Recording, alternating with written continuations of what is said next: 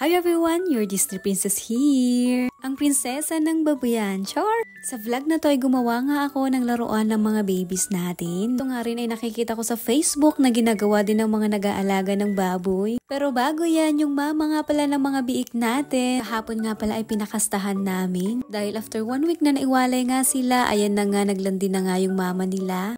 Binayaran ko ng cash, pero dito nga sa amin, pag wala kang cash, pwede namang biik na lang yung bayad kapag wala talaga. Hindi ko na nga pinakita yung kaganapan sa pagpapakasta namin kasi syempre, rated SPG. At dito na nga tayo sa paggagawa ng laruan nila. Ayan, habang nakain nga sila, ito naman ako busy sa paggagawa. Kumuha nga ako ng kawayan, yung magsasakto dito. Tapos itatali ko nga. At habang inaayos ko yung panali ko, aba naman itong mga babies na to, nakipag-unahan din naman. Abay mukhang inapura nga yung pagkain nila para nga manggulo dito sa akin. Itinali ko nga ng mabuti yung alam kong hindi agad-agad masisira. Alam mo naman ang mga babies natin, abay talaga naman. Abay pagkakulit naman talaga. Naitali ko na nga both side with matching pakipaglaro sa mga biik. Kasi ba naman yung panali ko nakipag-unahan sa akin. Ito nga pala yung laruan na ginawa ko. Bali kumuha nga ako ng 1.5. Nilagyan ko ng tubig. Tinalian ko ng mabuti yung tipong hindi nga siya matatanggal kapag naglaro na yung mga babies natin.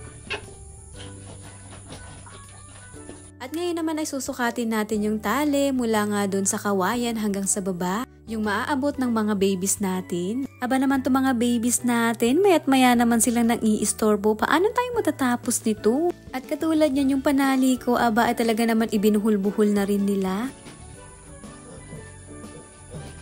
At finally sa tagal ko ngang pag-aayos ng tali, ayan, mailalagay na natin. At ayan sa wakas na ikabit na nga natin yung kanilang laruan.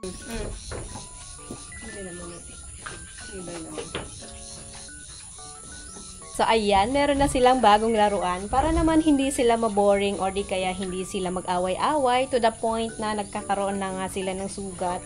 So dahil 5 po sila dito sa kulungan, yan, bigyan natin sila ng laruan. Well, actually, hindi ko talaga, nung una, naglagay lang ako dito sa floor, dito sa sahig. Kaso nga lang, lumalabas dun sa butas. Kaya, ang nangyayari, wala lang din. Nalalaglag dun sa labas. Kaya, nagawa na lang ako ng, eto, tinali ko na lang sa taas para naman nakabitin na lang yung laruan nila. So, ayan, successful naman. And, yes.